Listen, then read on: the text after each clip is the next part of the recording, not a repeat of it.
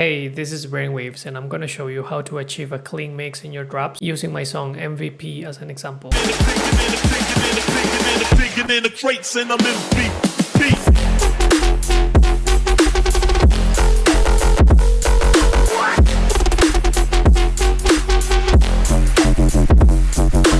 Alright, so let's get into the drop. So first thing that I want to talk about is the importance of volume prioritization and basically gain staging for each element or each group. So the drums being the loudest, then the synths and the sub, and lastly the fill. So I'm just gonna disable my mastering chain just to show you a couple of things with the track without being mastered or without being pushed through a soft clipper like here. So let's just go to the drums first. One of my rule of thumbs is that your kick and the snare should be the loudest part of your track. When I play the kick, you're gonna notice is like at minus 1.58, and if I play my snares, they're actually above 0. There are like 3. But that's totally fine. I don't care that they're like going above 0 because at the end, I'm just gonna soft clip everything. And you're gonna notice that whatever other element that I put in here is not gonna reach those levels that, you know, the kick and the snare are reaching. So if I play, for example, all the group for the drop synths,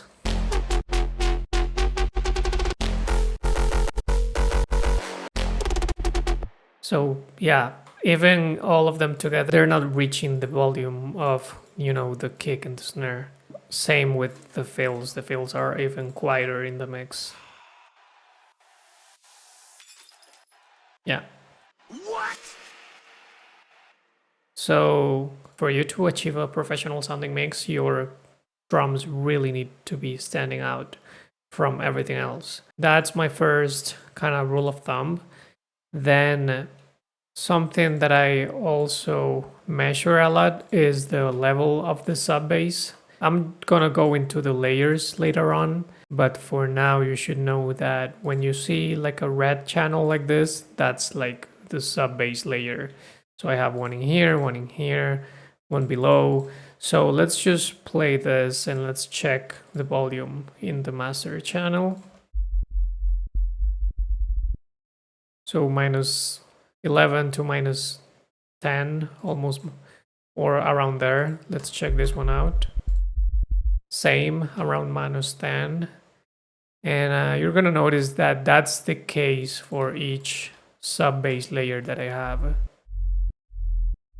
This one, it's a little bit quieter, but still not going like below minus 13.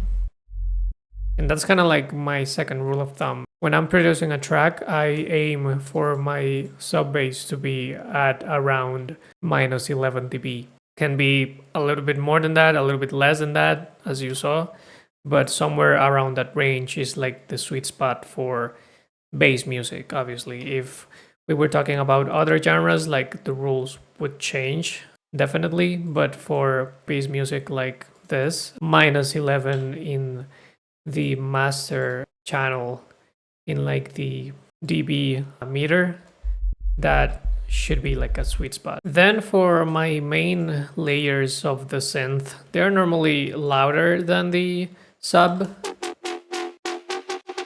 but once again, they're not as loud as the drums. And if they're like layers, they're gonna be quieter than the main layer, obviously.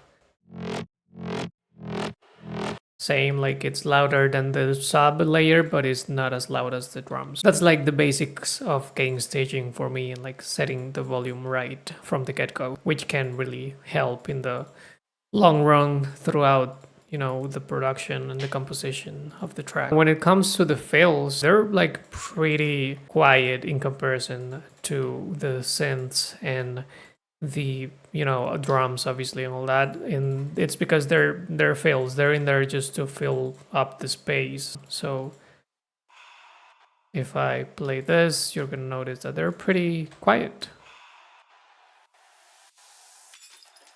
Unless it's like a vocal chant or something like this, which I want to be like more audible, you're gonna notice that they're like pretty quiet. And that's kind of how I want them to be. Like sometimes people send me tracks where the fills are like really in the front of the mix and they're pretty much like distracting me from like the main basses and all that. So just be careful with that. So that's for like the gain staging of things. Let me just talk a little bit more about the low end, because I feel like that's where a lot of people struggle, myself included in the past. Having like a good amount of sub and sub harmonics is really important on this type of genres. So let me just break down how I achieve like a clean sounding sub and low mids and like low end without being too overpowering or too thin. So for that, I'm gonna use Span. If you've seen my videos, you know that I swear by this plugin and I use it all the time. And it's just really helpful to, watch your whole frequency spectrum.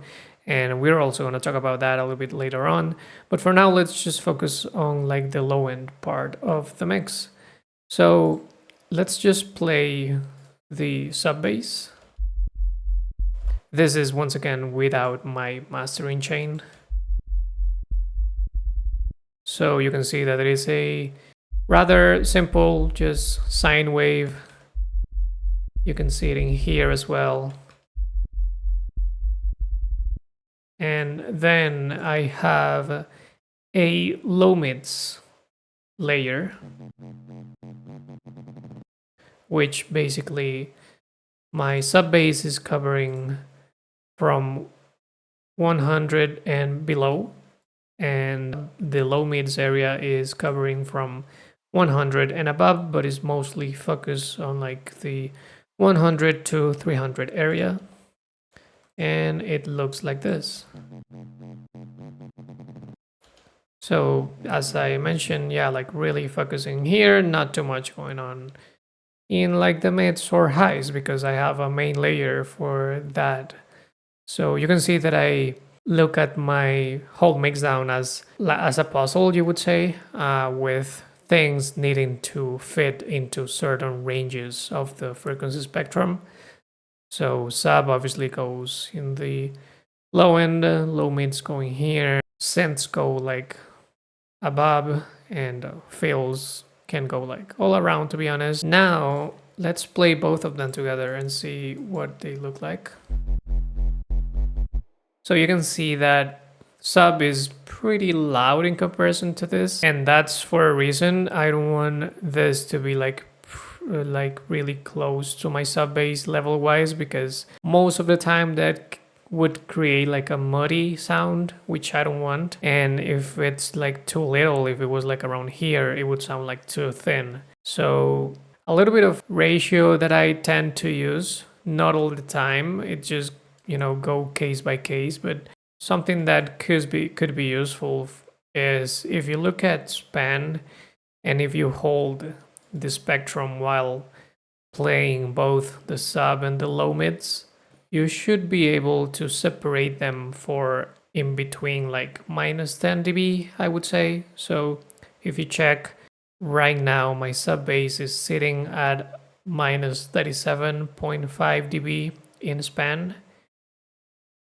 And if I go here, this peak of the subharmonic, it's at around minus 52.5 or 0.7.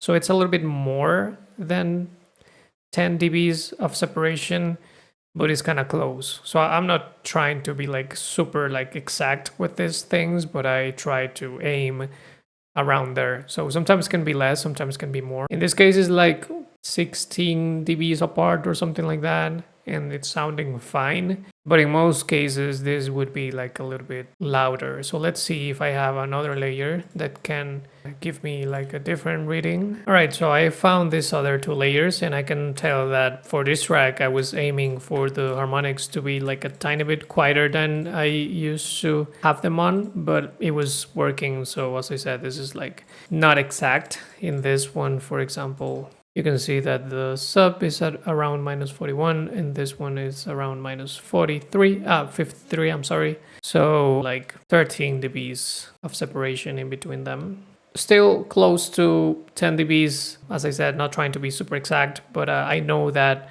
somewhere around there, it's like a good measure. If I turn this up too much, you'll notice how messy it gets. That's like really muddy for my taste and not sounding too good. And if I put this at like, I don't know, like minus 20, it sounds like way too thin. So minus 11, which was the level that I had it originally, give me like a good balance, and that's like it, and it kind of coincides with the ratio of like around 10 dBs of separation that I was talking about. So I hope that makes sense, and I hope that's not like super technical, but this is like something that really helps my mix downs. Now let's dissect a little bit more about how I layer stuff, because layering is also like an important part of making things clean. Splitting your sound into layers just allows for a lot more control in your mix downs, since you can like control the volume and like the post-processing of each layer separately. So let's just talk about that and about how I do it and what's like my normal layering thought process basically. So for each sound that I have, like each main bass, you can see that I have a separated sub bass, and probably I'm also gonna have like a separated low mid layer. So that's because, you know, I can control the level of the sub very easily, then I can control the level of the low mids easily, and then I can control in post-process and shape the main sound easier as well. So normally the sub, as I mentioned before, it's covering everything below 100. The low mids, this depends on song to song, but sometimes I have it open like in here from 100 and above. And in some other songs, I do something like a more narrow layer, covering from 100 to 300. And then normally for my main layer, I am just covering everything from 300 and above. So I know that not everyone produces this way, and they're maybe like more loose with their EQs and all of that. This is just the way that I learned how to do it and the way that has been working for me. So yeah. You can see that that applies for this sounding here. If I go to like the response sound, same deal. Sub bass covering 100 and below. Low mids covering, in this case, from 100 to 800. And then my main sound covering, once again, from 300 and above. And that pattern is going to continue throughout all of the sounds that I have. There's only like a couple of exceptions in here, like this one, which is only the sub and the main sound. So since I don't have like a low mids layer in between, the main sound is covering from 100 and above. But as I said, that's like the exception of the rule. Like most cases, I have like the 3 layers at least. In some of the tracks of mine, besides having like the 3 layers, I have like extra duplicates of the main layer, just with little modifications to create like a texture layer. Well, here, for example, I have that being like the main layer, and then that extra layer for, you know, just variation and texture to the main one, which I probably just, you know, changed the wavetable position and did some different post processing. But yeah, that's like the basics of layering and how they work for me. Now let's jump into cleaning up your sounds and making them sound good, because you can have like layers and you can be like following my advice on volume and all that, but if your sounds are not clean or not sounding good enough, then it's not gonna sound professional. So a lot of it comes with detecting harsh frequencies and fixing those harsh frequencies, like taming those. For example, this layer, you can see that I did some corrective EQing in here, and if I jump to Pro Q3, you can see that I also did some dynamic EQ and just cutting some, harsh frequencies or resonant frequencies. So let's see how to detect that if maybe you're not able to hear them yet, because it does take like a little bit of ear training and practice to hear this like resonant frequencies. So for that, let's just mute the Pro Q3 and let's take out these 2, 3, and 4 filters of the EQ, and let's jump on span. For this, is also useful to have like a mastering chain as a placeholder in your master, just to hear things louder. So, and to give you like a perspective of how it would sound when it's mastered. So let's just check the sound without the corrective EQing that I was doing. So the first thing that you will notice is like this huge peak in here. This definitely tells you that this is a very resonant frequency. And the problem with that is maybe even if you don't hear it right now in your headphones or speakers, in a big sound system, this is probably gonna come out like very, resonant, and it could hurt people's ears. So we gotta just fix that. And then you can also see like this other peak in here, which is also a little bit too high, I would say. Whatever thing that is jumping like very close to -24 in span, or like going, above the ceiling of span, you might want to, tame it. Again, very subjective. I know from like very well-known producers that they have like, some resonant peaks and they sound fine. But for the most part, if you want to achieve like a clean mix, the best thing to do in most cases is just tame those frequencies. So for that reason is that I did these modifications in the EQ. If I play that again, you can see that now is better, but still not quite there. And that's where I went with Pro Q. And that's looking better for me and sounding way better. Just going back to the, resonant sound, the way that you spot it and you create like the EQ to correct that is you hold the spectrum, then in the span, if you hover over the spectrum, you can see the exact frequency. So 437 and 911 or around there. And then you go in here and you match those frequencies as close as possible. And you create like a little dip in those sounds, and you do the same in Pro Q if necessary. I sometimes just by doing it with the normal EQ, it's enough. Sometimes I do need to go to Pro Q and create like an extra dynamic EQ. Maybe it's even cleaner to just do it on Pro Q, but I'm too lazy and I just do it on EQ8 most of the time, and it's sounding good anyways. So yeah, that's, if you see like weird EQs like that on one of my sound, it's probably because I'm cutting some unwanted frequency. And now let's just pull up span again with the mastering chain on, because I want to talk about what your spectrum should be looking like when you're producing a bass music track. So let's just play the drop and we'll talk about the spectrum.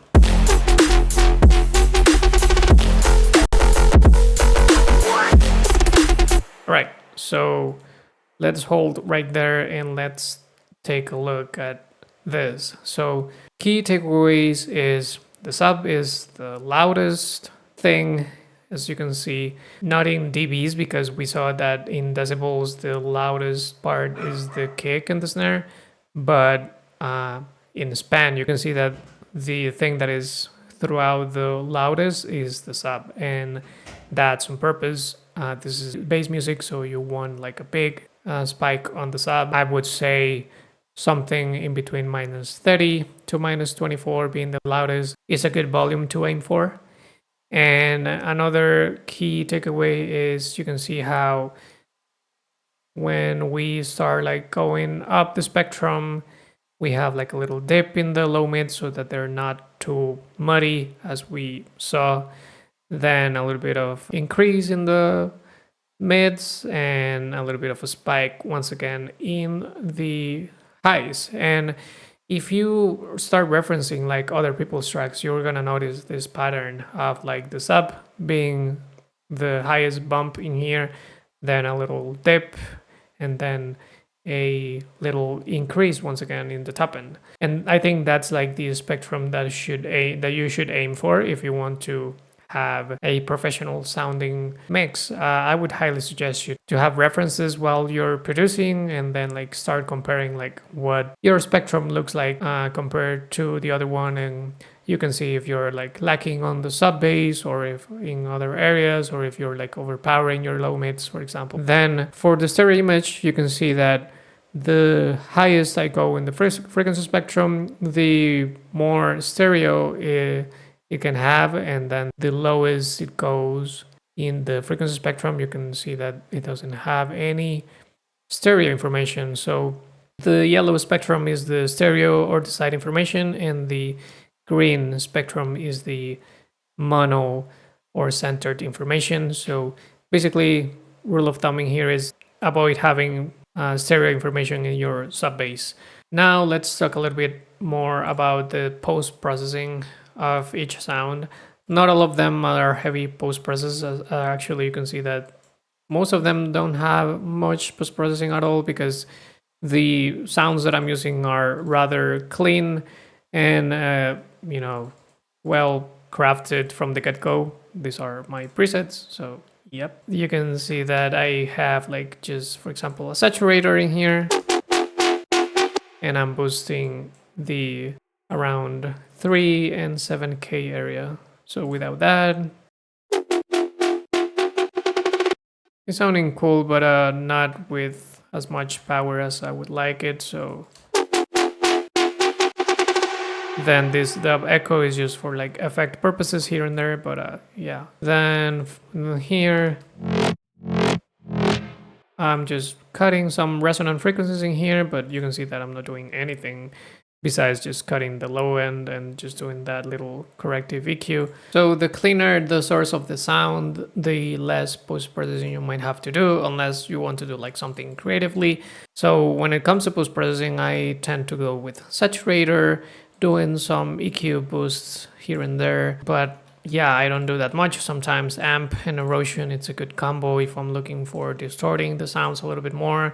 You can see that in the all the synths group, I do have like this rack, which is basically just splitting the sub or like everything below 150, and I'm doing like a little bump in the 80 hertz range. This is specific for this song. I don't do this every time. And then for everything above 150, I'm putting like a tiny bit of OTT, like 10%, and a little bit of this digital clip saturator. But yeah, I don't use this rack on all of my tracks. I do this when it feels like it needs like a little bit of a boost and grittiness. But yeah, it's like a not completely necessary thing. I keep it kind of simple with my post-processing. And now that I'm in the group for the synths, let me just talk about how I do my sidechain, because that's like a huge important aspect of how to make your mix clean. Because if you follow all of my advice, but if you don't apply sidechain or proper sidechain,